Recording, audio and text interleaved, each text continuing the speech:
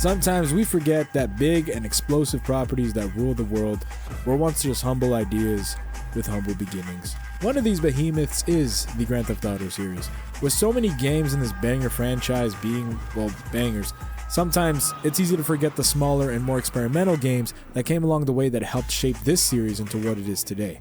Grand Theft Auto 2 is exactly what I'm talking about. This is the chaotic top-down crime sandbox that sits right between the classic era and the modern era of Grand Theft Auto that we know today. So is this still fun? Is it worth playing today? Let's find out.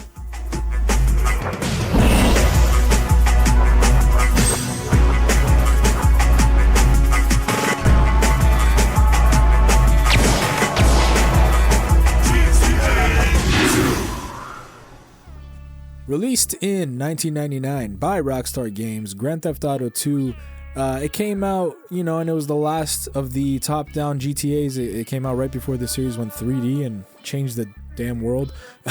But, GTA 2 wasn't there just yet. The key word for Grand Theft Auto 2, in my opinion, honestly, is experimental. That word just keeps coming up to me. One of its marketing moves, one of the strangest marketing moves of the 90s, I think. The developers, they made like an 8-minute live action film set in the game's universe, and it showed Cloud Speed, who is the main character of GTA 2, working for gangs, and he's like, going across the city and stuff. His crimes eventually catch up with him, and I didn't expect this, but he dies at the end. And that's it. But like, it's an 8-minute thing. That's how they marketed GTA 2, written by Dan Houser himself. And I find it funny that like Rockstar is now known for their cinematic storytelling. This might be the first like attempt that they ever did that. This GTA 2 marketing movie, which is pretty funny. So when GTA 2 came out, like, it sold pretty well, but it had a lot of mixed reviews. Critics didn't fully agree on GTA 2 cohesively. Like, many said that the graphics barely improved from GTA 1. Some felt it was fun, but way too similar to GTA 1. And I guess, like, people at the time didn't think that this had its own identity. And I can kind of see that. But despite that, it sold really well. 1.2 million copies shipped at launch, $33 million expected in revenue, and then around 2 million copies sold worldwide. So I'd say, especially for that time, this is a win-win. So GTA 2, the setting. This is weird. This is an interesting setting. You play in a retro futuristic city simply called Anywhere City. It still feels like GTA 1's like gritty crime vibe, but yeah, it's like this cyberpunky 90s vibe. Even the gangs are like kind of futuristic, and like there's industrial chaos everywhere.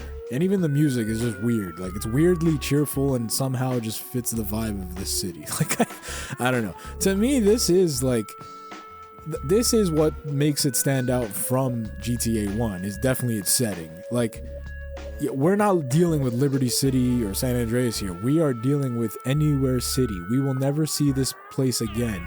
And if you ever want to know what Anywhere City is like, you got to play Grand Theft Auto 2. Anywhere City is actually broken up into 3 areas, so it does kind of progress. The progression in this game is like the first game, but instead of going to Liberty City, Vice City, San Andreas, you're actually going to downtown, residential, and industrial. So 3 sectors within Anywhere Cities. But yeah, it's just like the first game. The more you progress, these areas open up, and the structure is the same. But yeah, I gotta say, Anywhere City was a swerve to me. I had no idea about it. All right, let's talk about the gameplay. At its core, like, Grand Theft Auto 2 just keeps the classic top-down gameplay of the first Grand Theft Auto.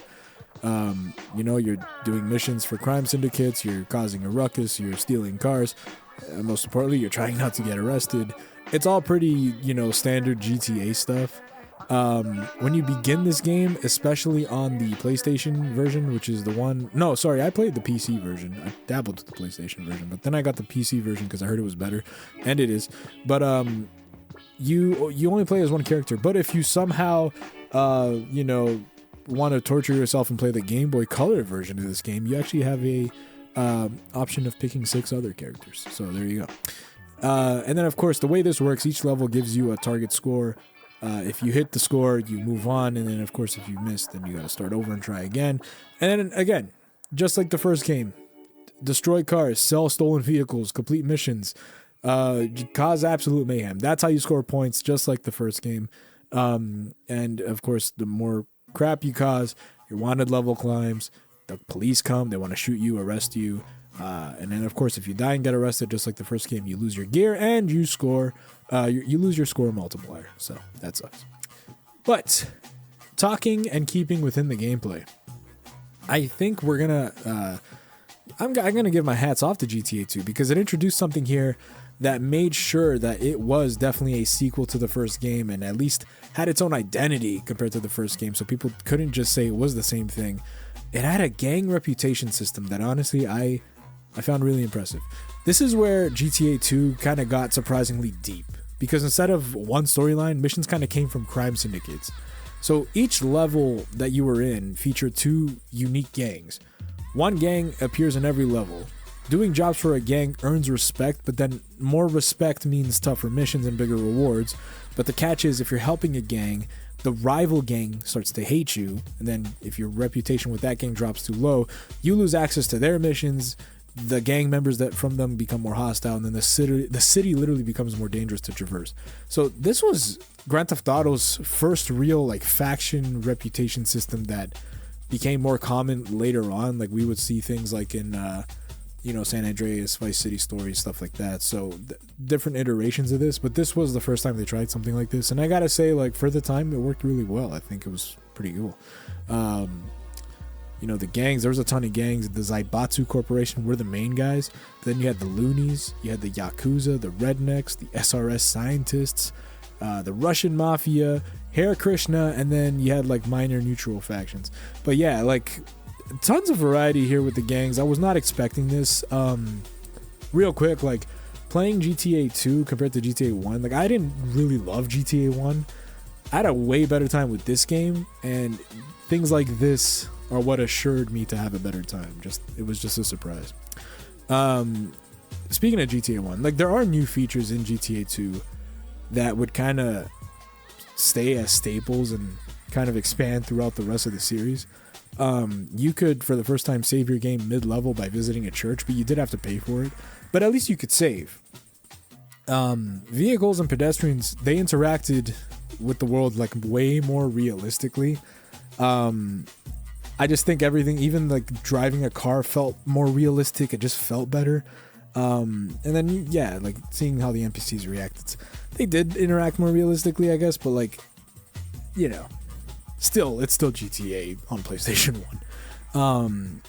When you were traversing, gang fights with police could break out in real time. Like you could just be minding your own damn business. All of a sudden you're caught in the crossfire. So I thought that was pretty cool. They introduced a health meter in this game, which I guess is important. I mean, video games usually have health meters. Garages could upgrade vehicles. They finally introduced side missions, including the taxi driving and trucking, which later would become like huge side staples in the series. And then I guess my favorite thing, just because I'm into the collectathon aspect of video games sometimes. Hidden packages were introduced. They were scattered across the whole city. And I remember like the first time I played GTA 3, I became obsessed with trying to find the hidden packages. I wouldn't do it until much later, until I had like access to the internet. But like, yeah, I had a great time with that. Like, I don't know. I'm a very simple man. You give me a collectathon, I'll be entertained for a while. But yeah, so let's get into the soundtrack of GTA 2. I touched on it before. It was a little bit cheery and weird, but I still think it fit. But honestly, I like the music in this game. We got like industrial beats. We got like, a lot of electronic radio stations. We have like something that, became, just some of the best parts of GTA games. We saw it here with cheesy like ads, and these ones were like kind of futuristic because of the whole Anywhere City thing. So I thought that was pretty cool. But yeah, the audio just gives the game a bizarre personality, but I'd say it still holds up. Like I think this is what makes GTA 2 GTA 2. This is the unique experience that you're getting, is what's coding the game, not so much what the game is. Because if you take if you take away its setting, if you take away its music, this is just GTA 1 again. But because you gave it a unique setting, you gave it this odd choice of music, that is what it's represented as, and that is its identity now. So I think a lot of heavy lifting on that front. So the radio system, in every GTA game, there's always radio stations. But in this one, so every area you were in, it had 5 radio stations, and it pulled from a total of 11 stations. And then, you of course could switch them while driving. And then the big one, I guess, that would return is head radio. But head radio would go on to like GTA 3 and I think Liberty City Stories, I guess wherever the Liberty City games are. So yeah, it's kind of an iconic radio station. And then gangs even have their own like localized radio broadcasts. And then of course emergency vehicles, they don't have music, they just have like police chatter on the radio. So I thought that was cool. A couple notable things in the radio stations. There's original music and fake ads, including Short Change by Easy Rollers, a sped up version of Back in Black on the Game Boy Color, and then a theme inspired by the Brazilian classic Chega de Saudade. Critics loved the music, and many just called it the game's best feature. Like, it's almost like they didn't care about the game. The best feature of this GTA 2 was its music, which is insane. I think you have to say you had some kind of fun with GTA 2. You can't just say the music was insane. It was, doing everything, but okay.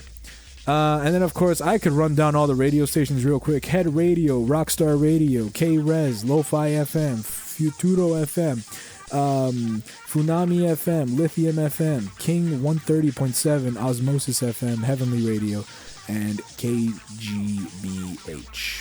There you go. Let's talk about what hasn't aged well with GTA 2. This is kind of where I get a little critical, and I knew this was going to happen. GTA 2 will show its age. It's got very clunky controls, just like the first game. These tank controls are just not doing it for me. It does have like this confusing like mission structure, like because there's no like storyline you're following, and like the gangs are kind of giving you the missions. It's almost like you gotta kind of keep track, and I don't know, I'm just not used to that. I didn't like that. There was also no mini map, and I hate when games don't have a map, especially when it's like an open world kind of thing. Like, just have a map. Let me press start, let me see the map. And then the camera again in this game, I think the camera hates you in this game, honestly. Like, I think they tried to make it a little better, but like, again, I was having the same problems. When I drove in GTA 2, again, the camera is so close to the car, you can't really see what's coming. And then, of course, if you drive faster, the camera does zoom out a little bit and you could see a little more. But like, no, I wasn't dealing with, like, I just didn't like it. I still don't like it. I didn't really notice an improvement from GTA 1. The only thing I did notice was I found the cars handled a little better, but other than that, like, nah, I didn't really enjoy the driving in this. Controlling the character, like, again, tank control's not a fan. Shooting people, like, sure, whatever. It was fine, but it's fine like the first game. Like, there's no real improvement to me when it comes to gameplay in GTA 2 to GTA 1. Like, it's still kind of the same thing. I think this is a retro experience through and through. And like, if you're new to the series, like maybe you've only played GTA 5, maybe you've only played GTA 3 and onward, this one is going to be a hard game to get into. And then the same goes for the first game. Like, I would only really look at these games if you're curious about how the series started. But honestly, like, if you only played GTA 3 and you became a fan of GTA 3 and you stuck with every game after that, which is pretty much what I've done, that's fine. I don't think you need to play GTA 1 or GTA 2 unless you're just super curious about the roots of the series, which, I respect. But I don't know, like, I think if like you're looking at GTA 1, GTA 2, if you're gonna just try one of them, I definitely think you should try GTA 2. I just think if there are any improvements, it is in GTA 2. But to me, it's like you can almost, kind of like what the critics said in the beginning, like you can kind of swap the game in and out from 1 and 2 and kind of have, you get a similar thing going on here. But the thing I will say, like, it had a good reputation system with the gangs. It had good world interaction. Like the side missions were kind of fun, I guess, if you wanted to do the taxi or trucking thing. Getting the vehicle upgrades, that was different. That was cool. And then, you know, the music I can't talk about enough. And then I think like the dialogue between the gangs, like when they talk to you and stuff, I think it was fine. You know, it's entertaining.